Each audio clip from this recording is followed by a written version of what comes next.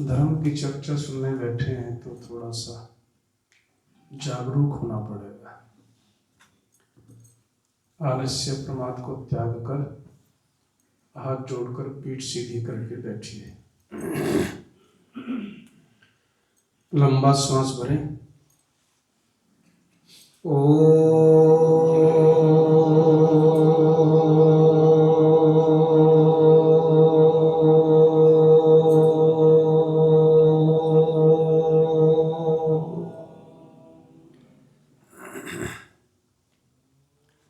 एक बार फिर से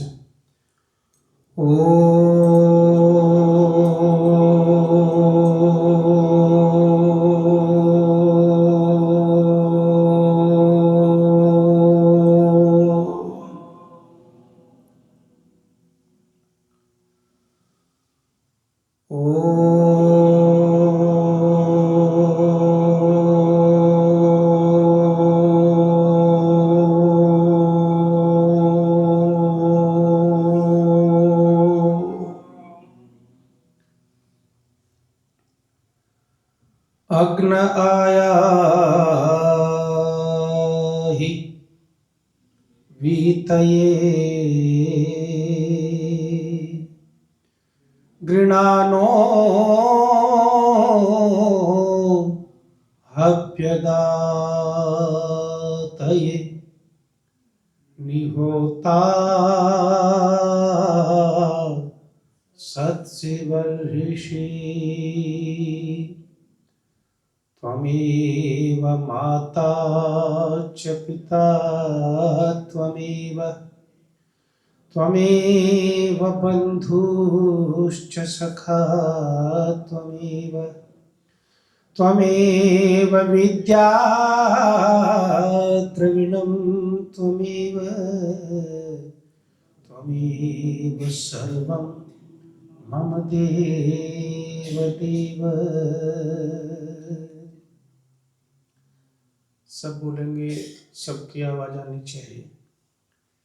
थोड़ा सा अपना मानस तैयार करें। ओम ही सारी सृष्टि का आधार है, ओम ही सारी सृष्टि का आधार है। थोड़ा मस्ती में। उसके सामर्थ्य से जग का व्यापार है, उसके सामर्थ्य से जग का व्यापार है। दुख विनाशक व आनंददायक वही, दुख विनाशक व आनंददायक वही। जग के कण कण में उसका ही संचार है, जग के कण कण में उसका ही संचार है।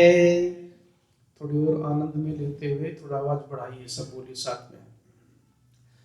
जिंदगी उसकी लोगों संवर जाएगी, जिंदगी उसकी लोगों संवर जाएगी। जिसकी रचना प्रभु गीत को गाएगी, जिसकी रचना प्रभु गीत को गाएगी। उस दयालु को दिल से ही जो ध्याएगा, उस दयालु को दिल से ही जो ध्याएगा। पार नैया भंवर से उतर जाएगी, पार नैया भंवर से। बहुत सुंदर। मेरी जिंदगी की नौका की पतवार है, मेरी जिंदगी की नौका की पतवार है। हे प्रभु बस तू ही अब मेरा प्यार है, हे प्रभु बस तू ही अब मेरा प्यार है। तू है सच्चा सखा सच्चा साथी मेरा, तू है सच्चा सखा सच्चा साथी मेरा। ये मेरी जिंदगी तेरा उपहार है, ये मेरी का उपहार है। जो भी आया है दुनिया से वो जाएगा। जो भी आया है दुनिया से वो जाएगा। सब खजाने यहीं छोड़ कर जाएगा। सब खजाने यहीं छोड़ कर जाएगा। जयेंद्र खुद भी समझ औरों को बता। जयेंद्र खुद भी समझ औरों को बता। बीता अवसर दोबारा नहीं आएगा। बीता अवसर दोबारा नहीं आएगा। ओ शांति शांति शांति। हाथ आगे ऊपर करके ऐसे घर्षण कीजिए।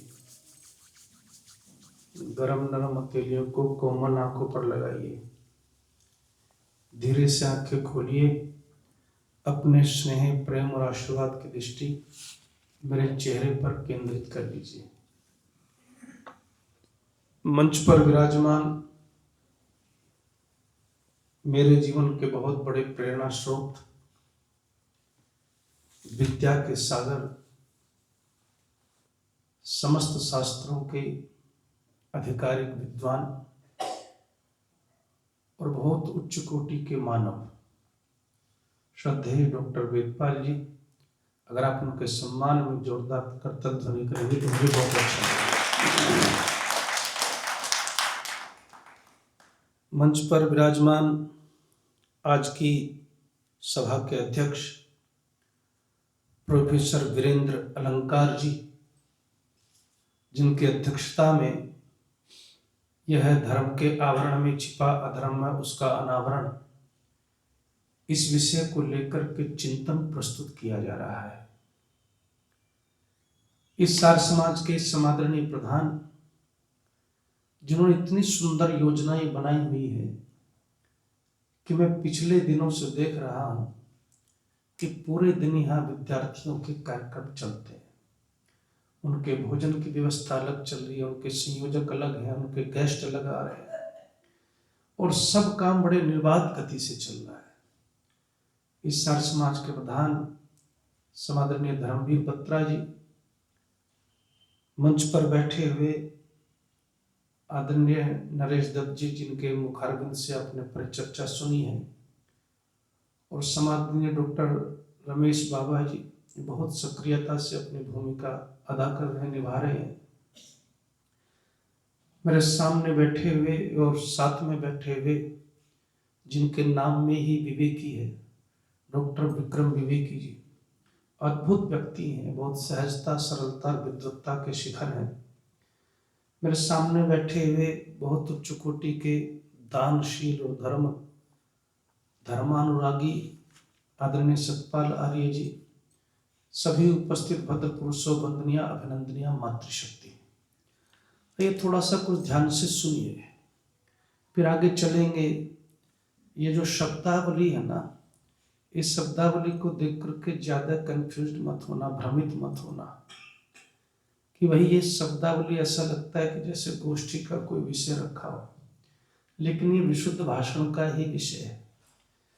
तो मैं आपके सामने जो चर्चा कर रहा हूँ उससे कुछ लेकर के जाना। प्रतिदिन की तरह से आप बहुत ध्यान से सुनते हैं और कितना प्यार आपने मेरे से बरसाया, कितनी प्रशंसाएं की है, वो तो बस आपका ही उदारता है, मैं ये समझता हूँ। लेकिन इस समय इस शीर्षक को, इस विषय को मैं कुछ एक उद्देश्य देना चाहता हूँ। और उद्देश्य ये देना चाहता हूं कि हमारे यहाँ पर एक बहुत बड़ी घोषणा की गई। घोषणा ये की गई कि न लिंगम धर्म कारणम, कि कोई चिन्ह या कोई निशान कभी धर्म का कारण और नहीं हो सकता। लेकिन जब मैं देखता हूं, जब मैं समाज को देखता हूं, उसकी स्थिति को देखता हूं, कि मुझे लगता है कि बस जो चिन्ह है ना, वो ही जैसे सारा धर्म उसी में समाया हुआ है। साहब, छोटे छोटे उदाहरणों से आपको आगे लेकर के चलूंगा। मैं हरिद्वार में रहा डॉक्टरेट की उपाधि स्वर्गीय डॉक्टर महावीर अग्रवाल जी, आज उनको इस मंच से मैं नमन भी करता हूँ। मैंने अपने जीवन में ऐसे अद्भुत इंसान नहीं देखे जो विद्या के इतने शिखर पर थे, लेकिन ऐसा सरलता, ऐसी उनकी वाणी से मिठास झरती थी कि क्या करें। अब मुझे तो बहुत ही प्यार करते थे, अब वो चले गए दुर्भाग्य से पिछले वर्ष। तो उनके अंतर्गत, उनके मार्गदर्शन में, निर्देशन में पीएचडी की हमने। तो डॉक्टर महावीर जी के निर्देशन में पीएचडी की, उसका बड़ा भारी विषय था, वो एक अलग विषय है। तो बहुत सारा स्वरूप हरिद्वार का जानने और देखने को मिला। उसमें से एक स्वरूप ये देखने को मिला कि वहां पर ये कहते थे कि जो बहुत बड़ी जटाएं जिसकी होती थी, और जिसकी जटाएं जमीन को भी बोलो साफ करती चलती थी साहब, और जटाएं बहुत लंबी, सर पर भी एक टोकरा जटाएं नीचे भी लटकी हुई हैं और झाड़ू की तरह से सड़क को भी साफ कर रही हैं। तो जब उनका परिचय दिया जाता तो उसमें न ये कहा जाता कि ये कोई डॉक्टर है, या ये कोई आचार्य है, या कोई चिंतक है, या कोई मनीषी है। उसमें यही बात प्रमुखता से कही जाती कि बहुत बड़े धर्मात्मा महापुरुष, बहुत बड़े त्यागी, बहुत बड़े तपस्वी व्यक्ति आ रहे हैं, जिनकी जटाएं सिर से लेकर के बोलो तो सही पैर तक फैली हुई है साहब। तो इसको हमने धर्म समझ लिया, ऐसे लोगों को हमने तपस्वी समझ लिया। देखिए बात समझिए, कभी भी चिन्ह से व्यक्ति धार्मिक नहीं होता। जब भी व्यक्ति धार्मिक बनता है तो केवल अपने सद्गुणों से धार्मिक बन सकता है साहब।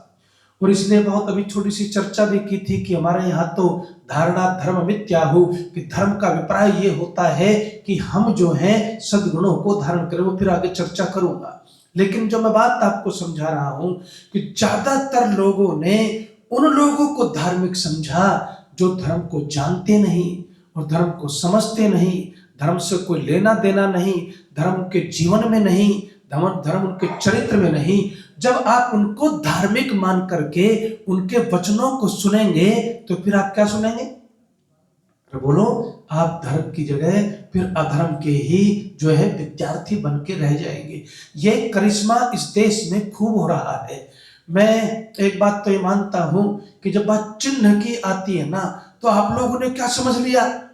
बहुत लंबा तिलक है चंदन का, बीच में लाल, दोनों साइड में पीला, पता नहीं कहां से आर्ट सीखा है तिलक लगाने का हिसाब। तो जिसका जितना लंबा तिलक आपने समझा यह व्यक्ति बोलो उतना ही धार्मिक है साहब।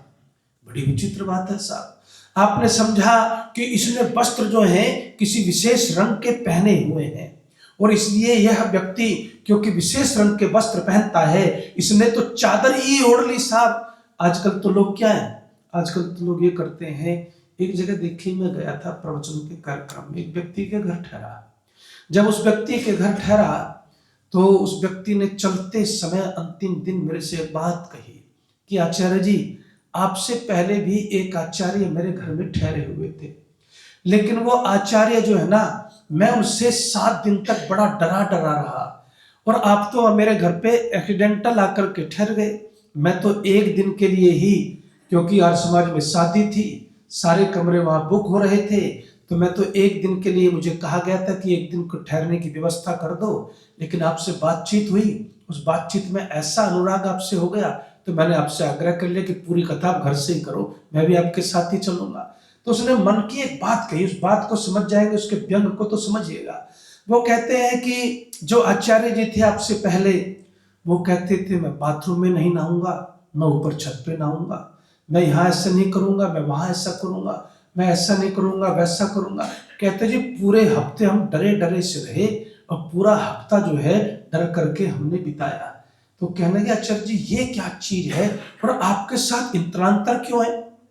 आप उसी बाथरूम में नहाते, साथ में टेबल पे बैठ के खाना खाते, हमारे साथ ही रोज बैठ के संध्या हवन करते, इतनी सहजता, और दूसरी तरफ इतना वो। मैंने उसको एक बात समझाई, देखो एक होता है ज्ञान को जीना, और एक होता है ज्ञान को ओढ़ना। इस देश में 95 सिर्फ जो आंकड़ा मैं आपको बता रहा हूँ ना, 96% लोग धार्मिक हैं, 96.5 लोग जो रिसर्च हुई है उसमें धार्मिक हैं। 96.96% लोग धार्मिक हैं, और बाकी जो 3.5% बचे हैं उसमें पागल, मानसिक रोगी, फोगी ये सब हैं।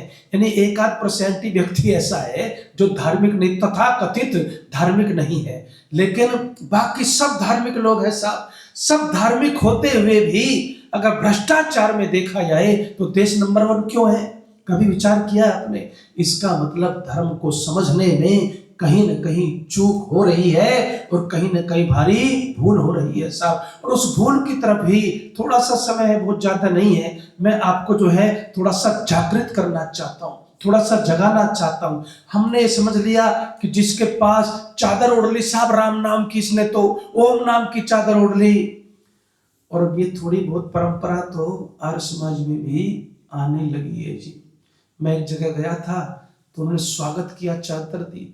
अभी तो सामान्य शॉल मिलते थे, इस बार जो है ओम नाम की चादर मिली। बोले आचार्य जी ये ओम नाम की चादर आपके लिए स्पेशल मंगवाई। मैंने कहा जी आपने इतना कष्ट किया, इसके पीछे का कोई उद्देश्य तो होना चाहिए है। क्या आप ये सोचते हैं कि ओम नाम की चादर ओढ़ी और काम बन गया? और ऐसा नहीं सोचते तो फिर जीवन जीने की कला की बात करो, ओढ़ने की बात नहीं। लेकिन इस देश का जो व्यक्ति, अधिकांश व्यक्ति जो है ना, वो धर्म को दिखावे की बात मानता है, धर्म को धारण करने की और जीने की बात नहीं मानता। लेकिन धन्यवाद कीजिए महर्षि दयानंद सरस्वती का, जिन्होंने ये कहा धर्म जो है वो चिन्हों से नहीं पहचाना जाता, धर्म वस्त्रों से नहीं पहचाना जाता, धर्म जटाओं से नहीं पहचाना जाता, धर्म तिलक से नहीं पहचाना जाता। धर्म की पहचान तो इंसान के गुणों से होती है साहब। इसलिए गुण धारण करने का नाम धर्म है। लेकिन एक बात आपको समझाऊं, जो ये तथाकथित धर्म चले हैं, तथाकथित धर्म चले हैं, इन्होंने कितना विकार पैदा कर दिया है। मैं इस बात से थोड़ा सा सहमत हूं कि धर्म के आवरण में कुछ भी नहीं है, सब खुला खेल है। इस देश में खुला खेल खेला जा रहा है, आप नहीं देख पा रहे हैं तो गलती आपकी है साहब। आवरण का तो लोग सहारा भी लेते नहीं है। अब तो सब आजाद हैं। प्रधानमंत्री के बारे में कुछ कह लीजिए, जो मर्जी कुछ कह लीजिए, सब आजाद हैं। हाँ, जो खेल खेला जा रहा है उसकी भी चर्चा बाद में करूंगा, जिस उद्देश्य से शायद ये लिखा हो। लेकिन एक बात ईमानदारी से समझिए जो मैं आपको कहना चाहता हूं, धर्म के आवरण में कुछ नहीं, सब कुछ सामने प्रत्यक्ष दिखता। लेकिन एक बात आपको कहूं, कहीं आज तक आपने अधर्म के प्रचार प्रसार के लिए कोई सम्मेलन होते ना देखा होगा। कहीं आज तक आपने असत्य के प्रचार प्रसार के लिए कोई सम्मेलन होते ना देखा होगा। कोई पत्रिका छपती हुई ना देखी होगी जो ये कहती हो। हमारे श्रद्धेय स्वामी श्रद्धानंद जी ने जो पत्रिका छापी थी, सद्धर्म प्रचारक के, सत्य धर्म के प्रचार करने के लिए उसका नाम रखा गया सब धर्म प्रचारक। लेकिन कोई पत्रिका आपने जो है अधर्म के विषय में ऐसी ना देखी होगी। क्यों? उसके पीछे कारण है। धर्म जो है, अधर्म जो है हमेशा धर्म की बैसाखियों पर खड़ा हो सकता है, अकेले खड़ा नहीं हो सकता। इसलिए वही छद्म है, वही कपट है, वही आवरण है जिसको हम ढूंढना चाहते हैं। असत्य जो है वो अपने पैरों पर कभी खड़ा नहीं हो सकता, वो सत्य की बैसाखियों पर ही बोलो खड़ा होता है साहब। अच्छा, किसी नेता ने चाहे कितना भी भ्रष्ट रहा हो, कितना भी निकम्मा रहा हो, कभी किसी नेता ने ये कहा आज के आकर के कि मैं सबसे बड़ा झूठा हूं, मैं एक भी वायदा पूरा नहीं करूंगा? अरे बोलो, इतनी बढ़िया बात बोल रहा है और आप मुझे वोट दो। कहा जी किसी ने आकर के? किसी ने नहीं कहा। जो भी आता है क्या कहता है कि मेरे जैसा ईमानदार तो बोलो इस पूरे शहर में नहीं है साहब, इसलिए वोट मुझे ही देना, चाहे वो किसी भी पार्टी से आता हो। क्यों? क्योंकि वो जानता है झूठ भी तभी तक संभाल सकता हूं जब तक सत्य का सहारा लेता रहूंगा साहब। ये जो सहारा लेना है ना, बस यही सबसे खतरनाक तरीका है धर्म के नाम पर अधर्म के जहर को फैलाने का, अधर्म के जहर को पिलाने का। यही सबसे ज्यादा खतरनाक तरीका है। इसलिए मैं कह रहा था आपसे, कोई भी आवरण तो नहीं है, बैसाखियां जरूर है साहब। क्योंकि धर्म जो है, अधर्म अकेले खड़ा नहीं होता, वो धर्म की बैसाखी पर खड़ा होता है। असत्य अकेले खड़ा नहीं होता, वो सत्य की बोलो बैसाखी पर खड़ा होता है साहब। और उस बैसाखी को आपको थोड़ा सा समझना पड़ेगा। सबसे ज्यादा जो नुकसान हुआ ना, वो मतांतरों को धर्म मानने पर नुकसान हो गया साहब। मत मतांतरों को जब हमने धर्म समझ लिया तो उसी दिन से दुनिया का जो पतन है वो नीचे होता चला गया। सबसे पहला मत मुझे जो याद आता है, तो मैं गलत भी होगा तो डॉक्टर साहब ठीक कर देंगे, मेरे तो अभिभावक की तरह से, बौद्ध मत जो है मुझे याद आता है। जो बौद्ध मत सबसे पहला फैला वो एक आदमी के पीछे दुनिया खड़ी होती चली गई। अच्छा एक बात बताऊं मैं आपको, आप जो है बता सकते हैं कि बौद्ध मत का गुरु कौन है, उसकी स्थापना किसने किया, बता सकते हैं आसानी से। आप बता सकते हैं कि भाई मुस्लिम मत का स्थापन करने वाला कौन है, उसको जो है प्रचलन में लाने वाला कौन है, उसका संस्थापक कौन है, उनका गुरु कौन है। आप ईसाइयों का भी बता सकते हैं कि भाई इनका जो है गुरु कौन है, कब से बना है, सबकी कुंडली आपके पास है। लेकिन दुनिया में आज तक कोई ये नहीं बता सकता कि वैदिक धर्म की स्थापना किसने की है साहब। इसलिए दयानंद कहते हैं वैदिक धर्म की स्थापना किसी व्यक्ति विशेष ने नहीं की, बल्कि वैदिक धर्म की स्थापना तो स्वयं परमात्मा ने वेद के रूप में सत्य सिद्धांतों का ज्ञान दे करके की है। इसलिए वैदिक धर्म के अनुयायी आप सबको बनना चाहिए। लेकिन चलिए उसको थोड़ा सा विस्तार से समझेंगे। लेकिन जो मैं बात बता रहा था कि जो मत मतांतर है इन्होंने कितना नुकसान किया है उसकी आप कल्पना नहीं कर सकते। दो छोटे छोटे उदाहरण देता हूं मैं आपको, है क्योंकि इधर उधर की बहुत सारी बातें करने से कुछ फिलोसफी ले लो, समय तो भाग ही रहा है तेजी से, तो उसको थोड़ा सा समझ लो। मैं गीता एक पार्क है, जब मैं नोएडा में आया ना माता और सज्जनों, तो उसमें मैंने स्वामी करमवीर जी हैं, रामदेव जी भी आ गए थे, योग डिप्लोमा हमने साथ में किया गुरुकुल कांगड़ी से, स्वामी करमवीर जी के साथ में योग डिप्लोमा किया। तो फिर जो है अब हमारे यहाँ एक माता जी थी, थोड़े दिन में ही लगा कि भाई कहीं गलत निर्णय तो नहीं ले लिया। तो माता जी ने कहा नहीं नहीं, सब ने घेर लिया कि ये गुरुकुल आपकी वजह से चल गया। ये पिछले 2 सालों से कभी इसमें 2 बच्चे होते थे, कभी 2 4 कभी 5, अब इसमें बच्चे पढ़ते जा रहे हैं, सब सिस्टम ठीक हो गया है, आप गुरुकुल मत छोड़ना, जो भी कुछ है हम कुछ ना कुछ मदद करेंगे, पैसे की भी सब तरह से मदद करेंगे। मैंने कहा नहीं ठीक है, मैं तो अपनी इच्छा से ही बैठा हूँ, कोई ऐसी बात नहीं है, मन में भाव है ऋषि दयानंद के कार्यों को करने का तो बैठा हूँ। तो वहां पर जब मैं पहुंचा तो योग सिखाना शुरू किया, और काम था नहीं, रिक्शा से जाता, लेकिन कमाल के योगी थे जिनको मैं सिखा रहा था। वो सुबह उठ के आते, कई बार कहते जी रात को पार्टी में था, ज्यादा पी ली, आचार्य जी आज रहने दो। रोज यही ड्रामा चलता। योगी जो है वो जगते नहीं, लेकिन उनसे मेरा प्यार मोहब्बत बहुत हो गया, घर वाला हो गया सबसे, किसी की छुड़ा दी, किसी को समझाया, किसी को कुछ किया, लेकिन कुछ दिन में मेरा मन भर गया। मैंने कहा वेद पढ़ के और पीएचडी करके घर घर घंटी बजाना सिर्फ इसलिए कि कुछ पैसे मिल जाएंगे, मैंने कहा ये काम तो मेरे बस की नहीं है साहब। मैं गुरुकुल में आके बैठा, उसके बाद परिवार आज भी वहां पर ऐसे लोग हैं कि फोन कर दूं तो जो चाहिए गुरुकुल में आ जाता है।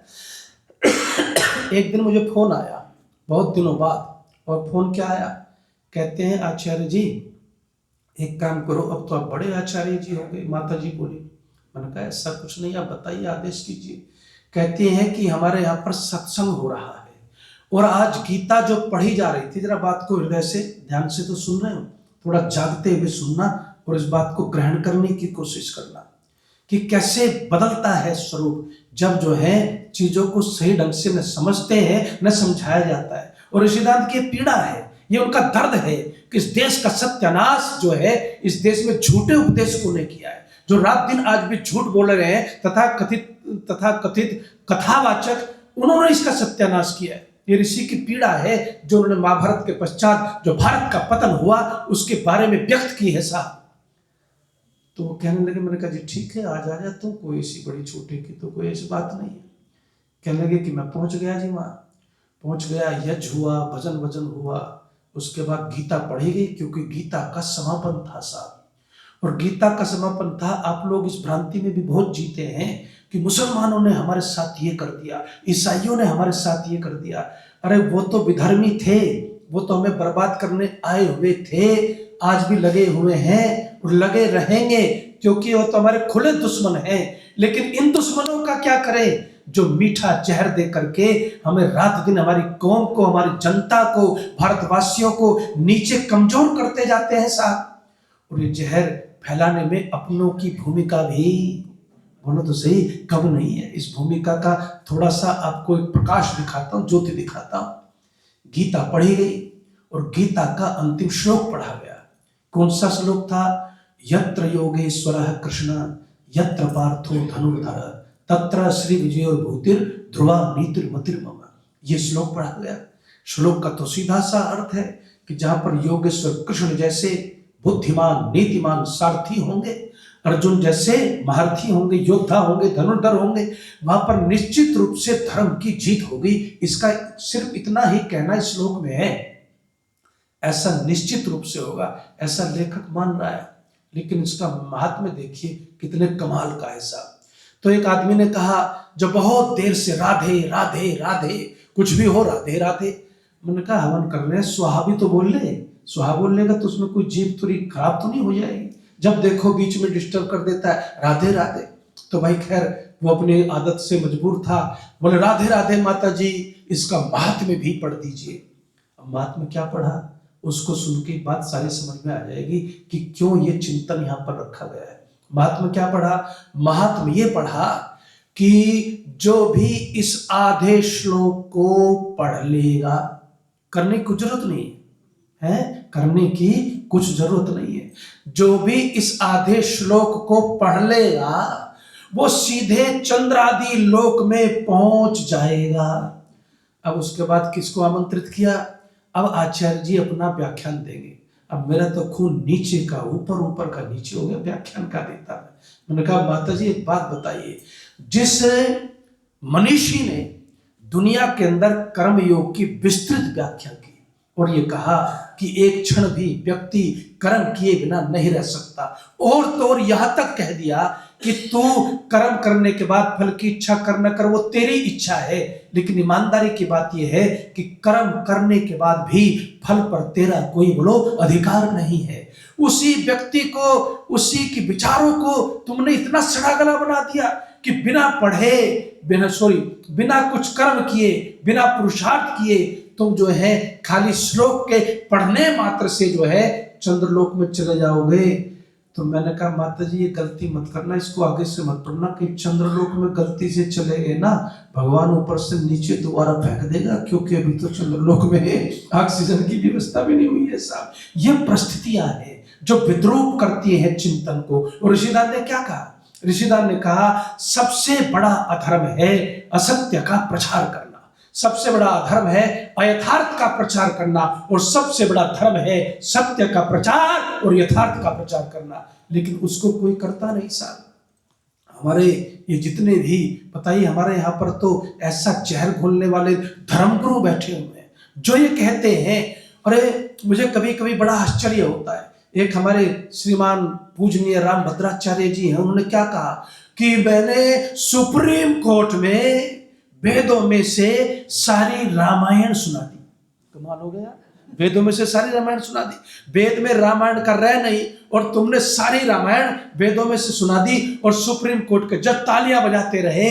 ये जो राम मंदिर का फैसला आया है ना, ये बोलो मेरी वजह से नहीं, मेरी वजह से आया है, क्योंकि मैंने सुप्रीम कोर्ट में जजों को पूरी रामायण पढ़ के सुना दी कि वेदों में ये रामायण है। उनसे पूछा कि वेदों में वह रामायण कहाँ है, तब मुश्किल से एक मंत्र बोले जिसमें वह सीता कहीं शब्द आया हुआ था साहब। तब ऋषि दानव की को मान देते हुए, सम्मान देते हुए बात मैं कहना चाहता हूँ, वेदों में कोई इतिहास किसी का नहीं है, और वेद किसी पुरुष को कभी बोलो अवतार नहीं मानता, याद रखना।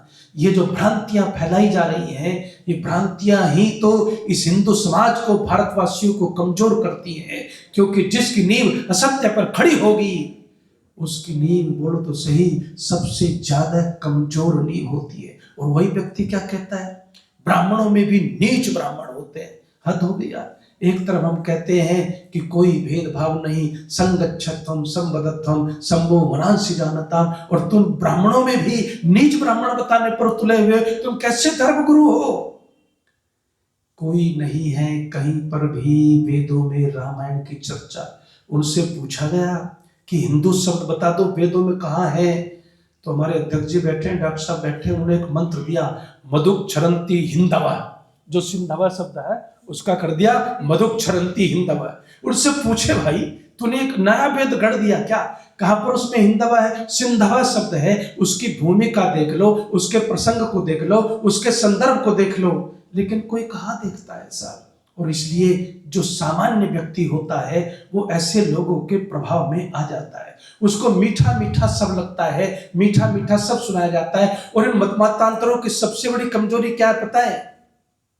ये एक व्यक्ति के बनाए होते हैं और फिर ये क्या करते हैं कि ये विश्वास पर टिके होते हैं, मान्यताओं पर टिके होते हैं। लेकिन ध्यान रखना, वेद की आज्ञा जो है वो सबसे बड़ा धर्म है। वैदिक धर्म जिसमें सत्य है, जिसमें मानवीय गुणों का संवर्धन है, जहां पर ऐसे उपदेश हैं जो पूरी मानवता को जो है उन्नति के शिखर पर ले जा सकते हैं, ऐसा जो धर्म है वो वैदिक धर्म है साहब। बाकी जितने भी धर्म हैं वो आपके ज्ञान को नहीं बढ़ाते बल्कि आपको अंधा करते हैं, अंधविश्वासी बनाते हैं। और वैदिक धर्म एक ऐसा है जो आपके ज्ञान चक्षु को खोल करके सही अर्थों में आपको बोलो धर्मात्मा बनाता है। ये अंतर है और इस अंतर को आपको समझना होगा। तालियां बजानी तो पंचकुला वालों को खैर आती नहीं है, तो मैं पिछले 7 दिनों से देख रहा हूँ तालियां बजानी सीख लो कम से कम। इसलिए मैं आपको समझाना चाहता हूं कि धर्म के नाम पर जो खेल चल रहा है ना, उस खेल को समझना, और वो खेल बड़ा गहरा है। सबसे ज्यादा विकृत इत मतावलंबियों ने क्या कर दिया? अपने गुरु को ही भगवान बना करके, बोलो तो सही, खड़ा कर दिया साहब। अपने गुरु को ही भगवान बना के खड़ा कर दिया। जिसको देखो वो भगवान है, जिसको देखो वो अवतार बनना चाहता है। और कितनी कितनी विकृतियां हो गई, आप उसकी कल्पना नहीं कर सकते। बहुत साल पहले मैं टीवी देख रहा था, और टीवी पर एक मैंने बड़ा मनोरंजक दृश्य सुना। एंकर जो था वो ये बोला, आज मैं ये बताऊंगा कि देश में कौन भगवान धनी है और कौन भगवान जो है कम धनी है। मैंने सोचा यार कमाल ही हो गया, एक आदमी जो है वो भगवान की औकात को नापने के लिए आज टीवी पर बैठा हुआ है। वो बताएगा कि देश में कौन सबसे ज्यादा धनी भगवान है, और फिर कैसे कैसे 12 भगवानों की लिस्ट उसने कहा। तो आजकल आपको पता ही, टीवी देखता नहीं आदमी, यूं यूं यूं ही करता रहता है, बस कोई चीज देख ली तो देख ली। मैंने कहा भाई इसको रुको, ये बहुत महत्वपूर्ण प्रसंग है, मुझे भी अपना ज्ञान वर्धन करना है। तो उसने बताया कि सबसे धनी भगवान है कौन, कि जो ये ना जी जहां बाल बाल कटते हैं, तिरुपति बालाजी। उस समय अब नहीं पता कौन नंबर 1 पे चल रहा है, लेकिन उस समय शायद यही अभी भी है कि सबसे ज्यादा संपत्ति तिरुपति बालाजी वाले के पास है। फिर दूसरे नंबर पर आ गया सिद्धिविनायक मंदिर का नाम, तीसरे नंबर पर कोई और आ गया। उस समय शिरडी वाले थोड़े पीछे चल रहे थे। तो ये सब चीजें आ गई और पूरे 12 भगवानों की लिस्ट दी कि ये भगवान जो है ये सबसे धनी भगवान है। तब मैंने अगले दिन प्रवचन दिया, अरे तुम्हारे पास पूरे भारत का भी साम्राज्य हो तब भी परमात्मा के ईश्वरीय के सामने बोलो तुम्हारा साम्राज्य ईश्वरीय कुछ भी नहीं होता है साहब। लेकिन हम तो बस इसी धारा में बहे जा रहे हैं। एक बात डॉक्टर हेडगेवार की कहूंगा, फिर बात को विराम की तरफ से। मैं तो मेरी स्पीड से भी ज्यादा तेज है, आप जानते हैं स्पीड तो मेरी ठीक ठाक रहती है। देखिए हेडगेवार ने पुस्तक लिखी हिंदुओं के पतन के कारण। समझ जाओ तो ठीक, ना समझ जाओ तो आपकी इच्छा है। वो कहते हैं उनके अनुयायी नहीं समझते तो आप क्या समझोगे, लेकिन आप इसलिए समझते हो कि आप दयानंद के अनुयायी हैं। तो उन्होंने पुस्तक लिखी हिंदुओं के पतन के कारण, उसमें एक वाकया लिखा, एक घटना लिखी। कहते हैं एक व्यक्ति जो है ना वो रामचरितमानस का पाठ करता था साहब। रामचरितमानस का पाठ करता था, तो पाठ करते समय कहते हैं उसका ये नियम था कि पाठ ना हो जाए। हमारे यहाँ भी हमारे पंडित जी खूब रामचरितमानस सुना रहे हैं आपको, मानस की रम्या रामायणी कथा है। लेकिन हम आर्य समाज के विद्वान कोई रामचरितमानस को बहुत प्रामाणिक ग्रंथों में बोलो नहीं मानते। काव्य है तो काव्य का अपना स्वरूप होता है साहब। हमारे लिए तो सबसे ज्यादा प्रामाणिक ग्रंथ क्या है बोलो, वेद है, और वेदानुकूल जो ग्रंथ है वो है। लेकिन जो कथा उसमें है, उसमें जो चौपाइयां हैं, उसमें जो बीच बीच में शिक्षा है वो निश्चित रूप से बहुत बेमिसाल है। खैर, तो कहते कोई काम पड़ गया और मैं पहुंच गया, कहां पर? मैं पहुंच गया उनके पास मिलने के लिए। कहते दुर्भाग्य ये था कि जिस समय वो पहुंचा वो पाठ चल रहा था। 2.5 घंटे हो गए। 2.5 घंटे बाद पंडित जी उठे और मेरे मन में बड़ी श्रद्धा थी कि क्या पंडित आदमी है, रोज रामचरितमानस का पाठ करता है साहब, कितना अद्भुत व्यक्ति है। तो कहते हैं कि मैं उठा और उठ करके उनके चरणों में झुकता चला गया, और झुकता चला गया तो मेरे मुख से श्रद्धावश एक बात निकली। क्या बात निकली? कि आप तो श्री राम जैसे हो गए होंगे। कहते जैसे मैंने ये कहा ना, तो कहते उस पंडित ने बहुत सड़ा हुआ मुंह बना लिया, और सड़ा हुआ मुंह बना करके क्या कहा, सड़ा हुआ मुंह बना करके ये कहा, जी ये कैसे हो सकता है जी, राम तो भगवान थे और मैं क्या हूं, इंसान हूं। तब डॉक्टर हेडगेवार ने शायद ईमानदारी में बहुत बढ़िया एक बात लिखी। वो कहते हैं जो तुम्हारे नायक हैं, जो तुम्हारे महापुरुष हैं, जो तुम्हारे सबसे बड़े प्रेरणा स्रोत हैं, उनको तो तुमने सिर्फ मूर्ति बना करके मंदिर में बैठाने का या दीवारों पर टांगने का काम कर दिया। फिर ये बताओ तुम अपना आदर्श बनाने किसको जाओगे?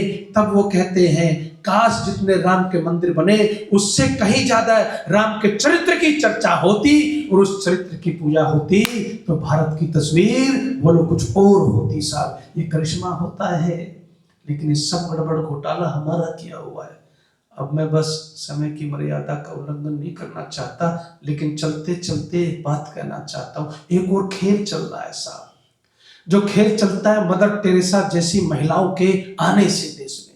आप उसको जाइए उड़ीसा में देखिए साहब, उसको जाइए जहां गरीबी है वहां जा करके देखिए। लेकिन आर्य समाज तो अब कहीं जाना चाहता नहीं, ये भी ईमानदारी की बात है। जो भी करना चाहता है इसी परिसर में जो हो गया वो भी होता रहे, इसी को भी बहुत बड़ी उपलब्धि माना जा रहा है। क्योंकि इस समय जो पाखंड है वो तो अपने चरम पर है। कितने धर्म गुरु क्या क्या बकवास कर रहे हैं, उनको भी अगर मैं सुनाने लगता ना। अब मैं अपने आर्य समाज में एक स्टूडियो बना रहा हूँ, जो भी वीडियो आती है उसके जवाब में झट से वीडियो जाएगी। 2-2.5 लाख रुपए का खर्चा है, किसी ने कहा कि हम लोग देते हैं। उसमें कैमरे वाले प्रॉपर लगेंगे, प्रॉपर आवाज जाए, ऋषि के फोटो वोटो से मतलब प्रभावशाली होना चाहिए, आपका बैकग्राउंड भी जब जाए। तो ये सारे ये है वो आवरण जो धर्म की आड़ में दिखता नहीं। दवाइयां दिखती हैं, हॉस्पिटल दिखते हैं, सेवा दिखती है, स्कूल दिखता है, उसकी ड्रेसें दिखती हैं, लेकिन उसके पीछे का जो खेल है वो दिखता नहीं। और जब वो खेल आता है ना सामने, तब बहुत पीड़ा होती है। जैसे कि जालंधर में मैं भी गया था, दुनिया का सबसे बड़ा, एशिया का सबसे बड़ा चर्च बन रहा है साहब। किसी पादरी ने आके नहीं बनवाया वो, बल्कि अपने ही लोग उसको बनवा रहे हैं। जो कन्वर्टेड लोग हैं ना, ये सबसे ज्यादा खतरनाक हैं। तो ये जो मतावलंबी हैं, चाहे मुस्लिम हो या ईसाई हो, ये हमें जो है समाप्त करना चाहते हैं। धर्म की आड़ में खेल खेलते हैं और लोगों को समझाते हैं। आपने केरला फाइल देखी कि नहीं देखी? क्यों हुआ ये कभी सोचा है? क्योंकि हमने अपनी संस्कृति को विकृत करने में सबसे बड़ी भूमिका निभाई है। अपने महापुरुषों को गिराने में हम बहुत बड़े जो है मास्टर है, मैं कह सकता हूँ आम भाषा में कहूँ तो। अपने महापुरुषों को लांछित हमने किया। परिणाम क्या होता है? केरला में लोग सफल हो जाते हैं। वो लोग सफल हो जाते हैं जिनके पास न बुद्धि, न कोई विचार, न कोई संस्कृति, न कोई आचार, न कोई व्यवहार, वो सफल हो जाते हैं साहब। और इसी भ्रांति में बस यूपी में एक हमारा वो था जी, पांडे, IG पांडे। अब शहर में दंगा हो गया तो उस दंगे में क्या हुआ, एक इंस्पेक्टर गया, महाराज दंगा हो गया, तो साड़ी पहन के खड़ा, बिंदी लगा के खड़ा, टीका लगा के खड़ा, इतना मोटा, लाल होठ किए खड़ा हुआ, IG बना, जो कितना पढ़ा लिखा आदमी होगा। कहता कौन IG? मैं तो राधा हो गया साहब। ये विकार जो है, जो हमने किया है, इसको ठीक करना पड़ेगा। धर्म के सही स्वरूप का प्रचार करना पड़ेगा, और उसका एक ही रास्ता है, ऋषि दयानंद के विचारों को प्रखरता से जन जन तक पहुंचाना, मीडिया के माध्यम से, सोशल मीडिया के माध्यम से, लेखन से, प्रवचनों से। लेकिन एक चीज और कहना चाहता हूँ, हो सके तो जितने सेवा प्रकल्प चलाओगे उतना ठीक होगा। ऋषिदान ने कहा था, पुरुषार्थ और परोपकार छोड़ दोगे तुम भी मत की तरह बन करके रह जाओगे। और इस आर्य समाज में मैं प्रधान जी का, पूरी कमेटी का धन्यवाद करता हूं कि पुरुषार्थ और परोपकार का कार्य निरंतर चल रहा है। धन्यवाद।